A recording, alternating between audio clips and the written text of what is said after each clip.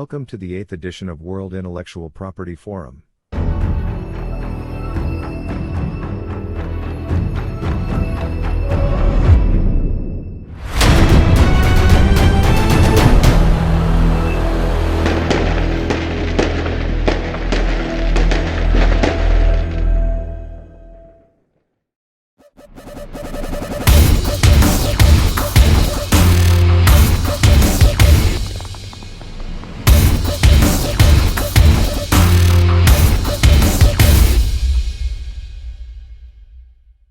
Hello, everyone. Thanks for logging. Thanks for joining in. Good morning, afternoon, and evening. My name is Surendra Vyas, and I have been in the IP innovation space for over 18 years now. In various capacities, worked in small companies, large corporates, did a startup for some time, been there, done that for some time. But today I'm going to talk to you in the capacity of an author for my recently released book, The Great Leveler. I hope some of you would have seen it on social media, and I hope some of you have ordered it, and I even hope some of you have read it. If not, please go ahead, check it out, have a read. I'm very eager to know your feedback. So what I'm going to do today is talk a bit about the book, my idea behind writing this book, why I wrote this book, and then I'll go around and talk to a few personalities in the broader innovation and IP ecosystem and hear their thoughts about the innovation and IP strategy aspect. Before I go any further, I'd like to thank the people whom I dedicate this book to. This book was written during the lockdown time when most of us were sitting at home, and many of us, people who have jobs which can be done from home, were fairly comfortable, able to work from home because of the COVID warriors who were out there in the front line, putting their life at risk and taking care, be it doctors, nurses, a lot of health workers, delivery executives, even cleaning people who were working all around, because of whom we were able to sit at home, do our work, and even write a book like me. So thanks to all of them. I have a special page saying that this book is dedicated to them because of whom I could write this book. This has been in my mind for long, but only during the lockdown, I was sitting at home and got some time to really pen down those thoughts. So thank you. Talking about the book, as the name suggests, The Great Leveler, the idea here is to show that innovation and IP can be a great leveler, as it does not differentiate between large corporates with a lot of cash versus small companies or startups who may not have that much cash or capital. But if they have enough innovation and strong and well-protected innovation through intellectual property, patents, different types of IP, that can provide them a level ground to fight against or stand up to the larger corporate. So that's the main idea. And I've tried to explain that with the help of a fictional story. And that concept is what I'm calling knowledge fiction. The whole idea of creating a story, a fictional story, to impart a particular knowledge about a particular topic, in this case, innovation and IP strategy. So I hope this is a new genre of writing, which probably would take up. I've tried to initiate this, and I would love to see more books coming up in this category. So that was about the book. There are some offers running with WIPF. Once again, I would like to thank WIPF for this platform, providing me this opportunity to talk to all of you about the book and about innovation and IP broadly. So with that, I'll move and talk to some of the personalities in the IP and innovation space, as I said. And let's start talking to some of them. Thank you. Okay, so my first guest today is Hemang Shah. Hemang is a very good friend, old friend, and he's very well placed to share his thoughts about the theme of innovation and IP. So Hemang works with Qualcomm in the technology licensing space, and he's the India engineering lead. And he works actively with a lot of startups in the space of semiconductors and manufacturing. And therefore, as I said, he's well placed to answer or discuss on the topic of innovation and IP. So Hemang, my question to you today is, you work a lot on the ground with small companies, startups, technology entrepreneurs. So how do you see the status of IP and innovation awareness around IP among those startups and entrepreneurs? Do you see that improving, getting better, And what type of advice do you give those to those entrepreneurs, and what's your interaction and experience with them? Please share some thoughts. Thank you. Hi Surendra. First of all, many congratulations on publishing the book. It is a great read and much required for our times. I fundamentally believe that if you do not innovate, you are at risk. And if you do not protect your innovations, you are at a bigger risk. By the way, this also happens to be a line I borrowed from your book. And this is pretty much what I advise the startups that I work with. Startups usually start on the premise of having an interesting take on a problem or a product. And by very nature of that premise, they are bound to generate innovations. And it is what gives them their unique edge. It's also their duty to protect, secure, and maximize that edge. So that is one aspect which really needs to change from an awareness perspective. Startups and entrepreneurs need to believe that they are creating assets which can be put to various uses. And they have to really treat IP as a core aspect of their business strategy. I'm also very happy to say that a lot of the government programs and initiatives are super helpful to both entrepreneurs, startups, as well as large corporations. I am seeing the awareness spreading, but a lot more needs to be done. That's where all of us as an IP community have a larger role to play. So I'm very happy that your book has come at the right time, and I really hope that people go through it and implement your tips and strategies and really maximize their edge. Again, thank you so much for authoring the book. Wish you the best of luck. Thanks, Hemang. That was very interesting. Good to know that IP awareness among startups have been increasing, and definitely there's a lot to do. Also, as you rightly said, entrepreneurs need to realize that they are creating an asset, an intangible asset that could have a lot of value if protected adequately. So thanks for sharing that. So now I'll move on to our next guest, and our next guest is Abhay Porwal. Abhay is again an old friend, and he leads the operations at IP Pro, a leading IP services firm based in Bangalore. So Abhay, in your capacity at IP Pro, I'm sure you connect with and interact with a lot of companies ranging from small startups to large corporates, providing them service, and not only services. You also engage them and advise them on their IP strategy, whatever that strategy is, to an extent that you can help them on. And any strategy is best tested during the times of a crisis, and what big crisis it can be than what we are facing, all the corporates are facing right now due to COVID. So how do you see some of these strategies standing the test of COVID, and how are some of these companies faring? What's your experience been? Can you share some thoughts on that? Thank you. Thanks, Surendra. Thanks for having me here. Good work on the book. Congratulations. Your attempt of imparting knowledge using fiction, that too in the field of IPR, is definitely an innovative concept, as they say in our field. We all know how critical growth hacker IPR can be for businesses. Yet, it's not uncommon to come across entrepreneurs as well as senior executives who struggle with the basic knowledge of IP. And your attempt with this book of imparting this initial understanding, that too using an interesting storyline that keeps the user engaged all the time, is quite useful. I think this book fills that gap where such a knowledge was never available in easy to understand format. So good job on the book. And I'm sure anybody who reads the book will appreciate the concept. Coming to the question on COVID, I think it's a pertinent one, because during such tiring times only the real strategies of a company comes to the fore.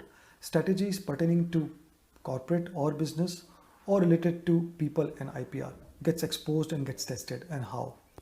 In my place, I can clearly see that companies, big or small, who had a strategy around their IP and innovation are well placed to face the challenges as well as to answer the question thrown open by this crisis or any other crisis. This was possible primarily due to the reason that the IP planning was not done in isolation. In fact, the strategy is well aligned with the business and the technology requirements. These companies file patents to protect their products and service offerings that generate revenues for them. And if these products and service offerings survive these testing times, then the IP planning follows, the IP expenses are continued. Unfortunately, the same isn't true for everybody. There are many startups who had great strategies, but now are left with little or no fund to continue the IP expenses.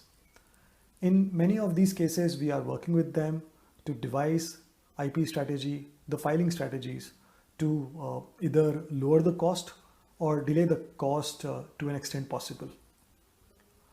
I hope that answers your question.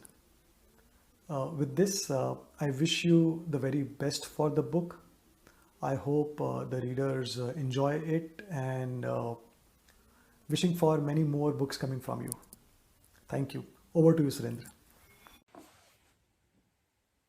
Thanks, Abhay. Very interesting to know that the companies who've had their IP strategies aligned with product and business are faring better. That's a no-brainer, but not many companies think about that or start aligning that with their product and technology. And also glad that you're trying to help some of the startups pass through this crisis. So thank you very much. Thanks for sharing your thoughts. I'll now move on to our next speaker, next guest. Again, a very good old friend, Hima Patel. Hima and I have worked together in the past, and we've had some long and interesting coffee table discussions around research, innovation, and IP. Hima currently is working as a research manager at IBM, and I know for a fact that you have a few patents in the past. I'm sure there are many more to come. So Hima, my question to you is, as a researcher, how do you look at innovation, IP, and patent protection? And what has been your takeaway from the book? Hey Surendra, thanks for this really good question. I've always, appreciated your passion for innovation and IP awareness, and I hope to have more of our coffee sessions in the future. Regarding your question, right, regarding researchers, I would agree that protection of ideas is very important. Again, I think which is shown also by your book via the character of Swami. And what I've also realized over the years that it's not just, I think, important for the sake of protection of ideas, right? It also gives companies competitive advantage in the market. And while I think a lot of larger firms, they have IP departments to help researchers with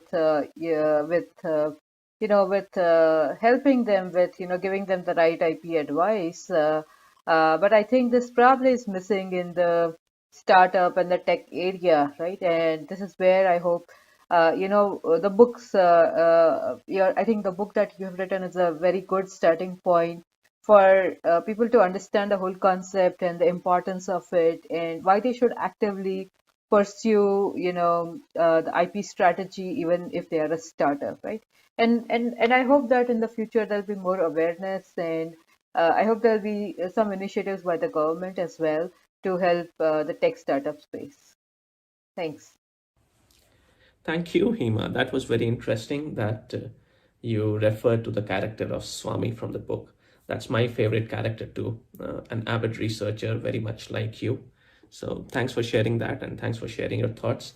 I'm definitely looking forward to catch up on our coffee sessions sometime soon, hopefully early 2021. Thanks again. So with that, I'll move on to our next speaker. My next guest today is Nikki Saukolin. Nikki is the CEO of Albon, based in London. And Albon, as some of you might know, is a very unique new platform, services platform, which tries to connect IP service providers with IP service seekers, and they're doing great. So Nikki, in the book, I hope you've read the book by now. In the book, I've talked a little bit about IP strategy, or rather the lack of it among corporates, large corporates, and how the executives at large corporates are mostly clueless about that. And in your role, in your capacity, I'm sure you interact a lot with the CXOs, senior executives, investors, and even board members. And how do you see that shaping up? What direction is that going, the whole concept of IP awareness and IP strategy? Please share some experiences and thoughts. Thank you. Congratulations on the new book, and thank you for having me. I think it's fabulous that you've written this book that engages a broad audience with the topic of IP, which I think is really fundamentally important for businesses to start actively thinking about. Now, given the long history of intellectual property, I always find it fascinating how uneducated the general population is about the topic, and also how smaller businesses lack awareness of its implications to their business.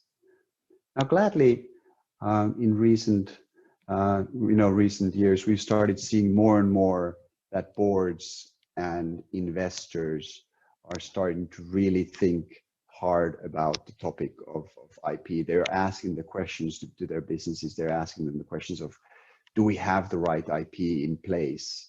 Do we have freedom to operate? How are we taking intellectual property into consideration in our R&D?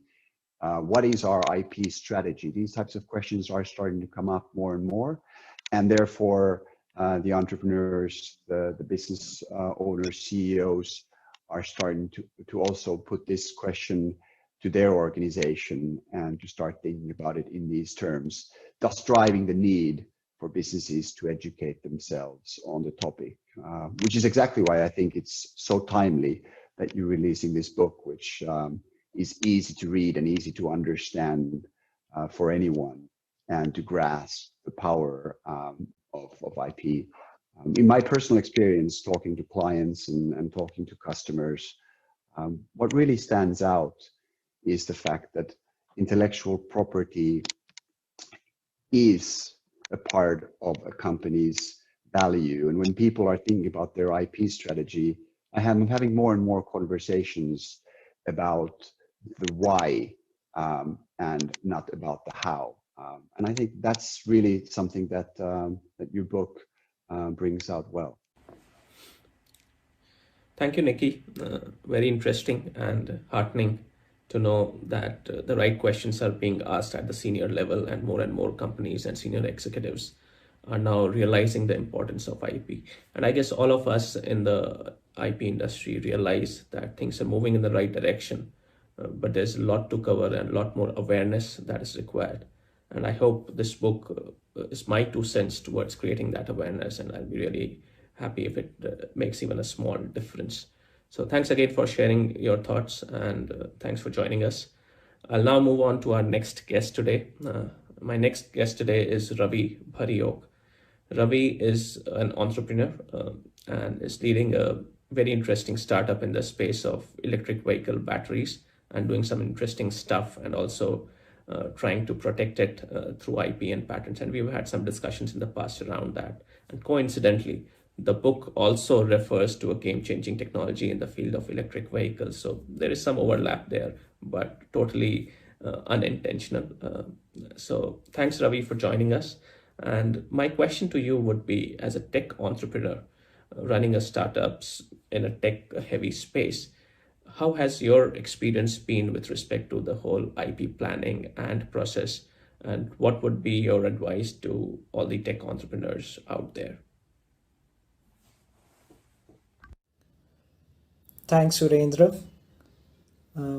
I'll share what we did with Energize, and maybe it is useful for some of the other tech startups out there. Having said that, I'm not a patent expert by any stretch of imagination, so please consult an expert before taking your own decision. So at Energize, when we decided to file patents, we had already been doing pilots with our customers for almost a couple of years. So our approach was we put the product out there, let the end user use it, observe where they are facing issues or problems, go back to the drawing board and solve it, and do it iteratively. So at Energize, we always had this continuous improvement culture. So when we decided to file patents, we got the core team together and had a lot of brainstorming sessions around what to patent, what to keep as a trade secret, whether to file a provisional patent and whether to file a full patent. So there were a number of discussions around that. And I would encourage all the startups to have those discussions internally. Um, and yeah, another thing that not many tech startups know, if you approach Startup India, a lot of your cost gets subsidized. So use that, it's a great resource. Thank you. Thank you, Ravi. Very interesting. You bring up two very pertinent and important points out there. The first one is about brainstorming among co-founders. I've heard it very often that when you're brainstorming around IP, when you're having that discussion that what to protect and how to protect, you often come up with more useful insights beyond patenting it around even business and marketing. So it's always good to have that discussion. So thanks for bringing that up. And second important point that you brought up was about the Startup India program and the subsidies and benefits that the government is providing to startups for patent protection and IP protection. Not many startups are aware about it, so we definitely need to create more awareness around that. I've talked about it briefly in the book, but there's a lot to do there. So thanks again for bringing up those points, and all the best for your startup. Now I'll move on to my next guest. My next guest is Gauraj Yadav. Gauraj is the co-founder for Hourglass Research, another very well-known name in the IP services space. And Gauraj, in your capacity as the co-founder, I'm sure you interact with a lot of your clients, from startups to mid-sized firms to large corporates. So my question to you would be, do you see a difference in how, say, a startup approaches an IP, especially if they're doing it for the first time, versus a big corporate who have a ongoing IP process and IP team and IP department, how they perceive it? Is there a visible difference between the two?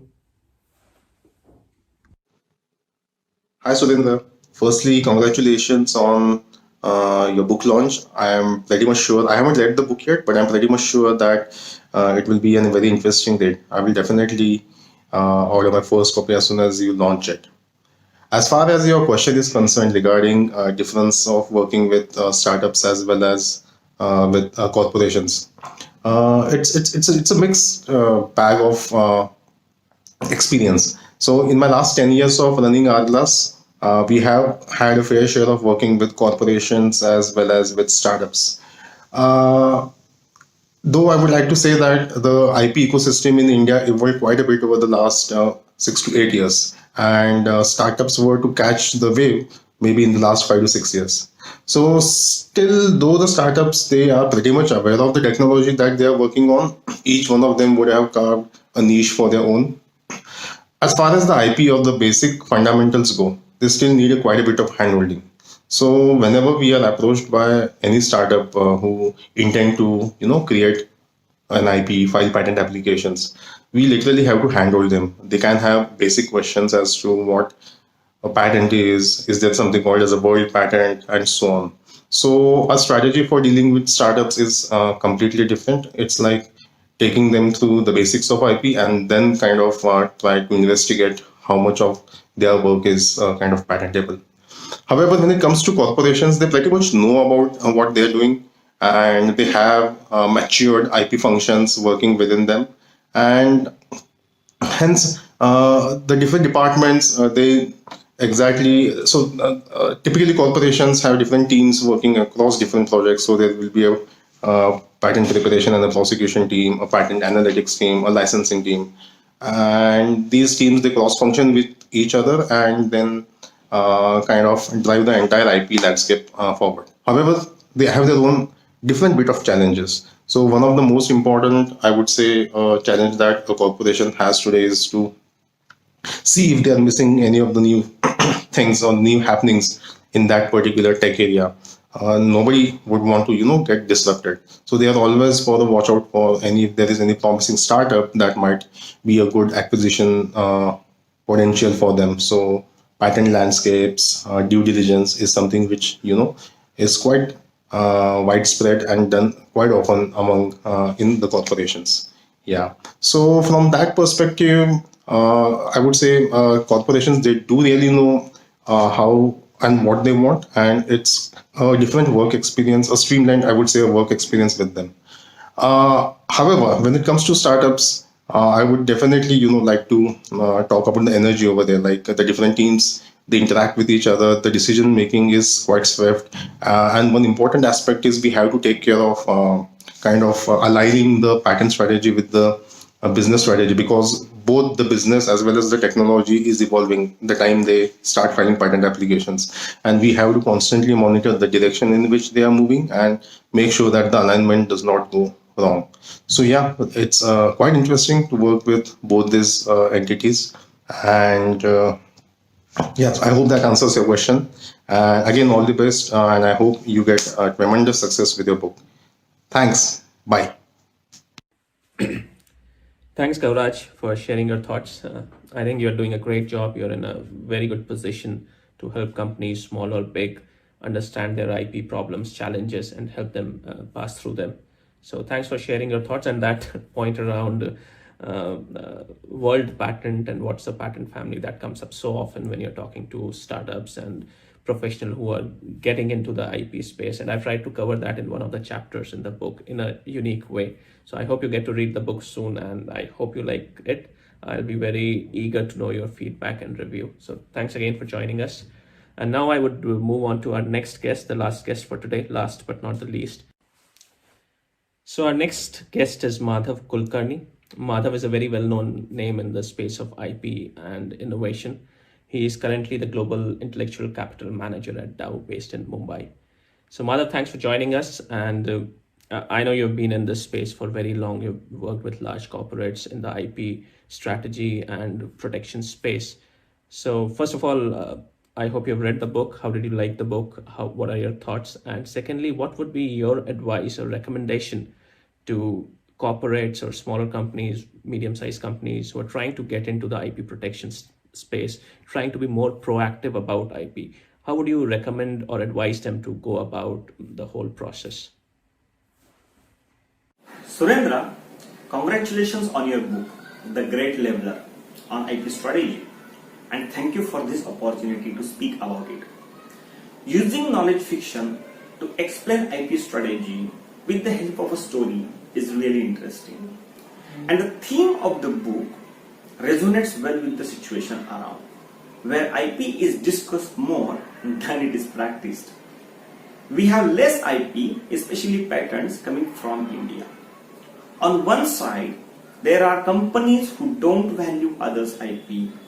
On the other side, we have companies who don't understand its value.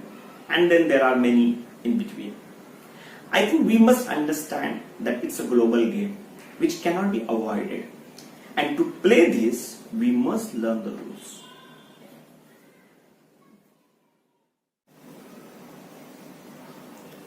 If I must share, here are my 2 cents. My first recommendation is around bringing IP in the culture and thought process of the organization, rather than making it as one-time activity or event. IP should be an integral part of the technology and business cycle.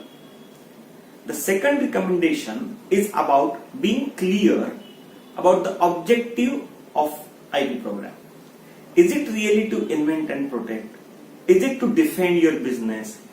Is it for attracting investments like an IPO or something else? And that objective should be transparent within the organization to avoid disconnect between the objective and the efforts. I see these concepts very well covered in your book. We can go on discussing IP strategy for at least a day or 2. But my last recommendation would be to seek help of appropriate professionals. As Chris asked Gowda in this book, would you go to a dentist if you have a vision problem? Additional relevant question would be, would you solve all your vision problems on your own? Sometimes it could be costlier or even irreparable damage without using appropriate consultant. Hope this helps research labs, startups, and small and medium enterprises to work on their IP strategies. Thank you. So that was our last guest for today. It was great speaking to all of them. Thank you, everyone. And thanks, everyone, for joining in. I hope you like this discussion, and I very much hope you like the book. Once again, The Great Level of it's available now, and as I said earlier, it's we are running some offers, discounts with the WIPF 25 code. So please go ahead and order your copies. I hope you get to read it soon. And if there's anything in the book or the broader theme of innovation and IP strategy that you want to discuss with me, I'll be very happy to have a chat. Please feel free to ping me or send me a message, and we'll find some time to have a discussion. Thanks once again for joining, and thanks WIPF for providing this opportunity and this platform. Take care. Goodbye.